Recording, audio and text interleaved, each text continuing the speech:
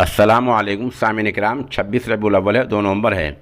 आज दाई इस्लाम हज़रत मौलाना मोहम्मद कलीम सिद्दीकी, हाफिज़ इदरीस कुरैशी और दीगर लोगों की अदालत में वीडियो कॉन्फ्रेंसिंग के ज़रिए पेशी हुई है। मामले की अगली तारीख़ 15 नवंबर 2021 लगी है। आप सोच रहे होंगे कि आखिर हो क्या रहा है। हम भी ये सोच रहे हैं कि हो क्या रहा है। सच्चाई हम आपके सामने पेश कर रहे हैं। दरअसल जिन लोगों को एटीएस ने नोटिस जारी किए थे, अभी तक उन तमाम लोगों ने अपने बयान एटीएस के दफ्तर में जाकर रिकॉर्ड नहीं कराए हैं। हमारी मालूमात कुछ ऐसी हैं कि अभी आधे लोग बाकी रह गए हैं। आपसे दुआ की दरख्वास्त भी है। हम आपको शाम के वक्त इस खबर को मज़ीद अपडेट करेंगे। आज भी 2 बहुत ही अहम लोगों के बयानात एटीएस के यहाँ दर्ज कराए जा रहे हैं, उनके बयान रिकॉर्ड हो रहे हैं।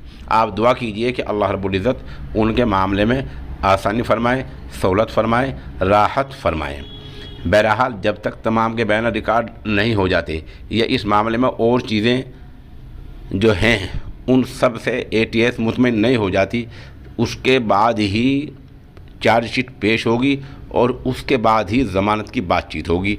उस वक्त तक ज़मानत की बातचीत नहीं होगी। हमारी दरख्वास्त उन सब लोगों से ये है जिन लोगों के पास एटीएस के नोटिस आए हुए हैं, वो सब एटीएस के दफ्तर जाएं, वकील की मारिफत जाएं और अपने बयानात दर्ज कराकर वापस आ जाएं।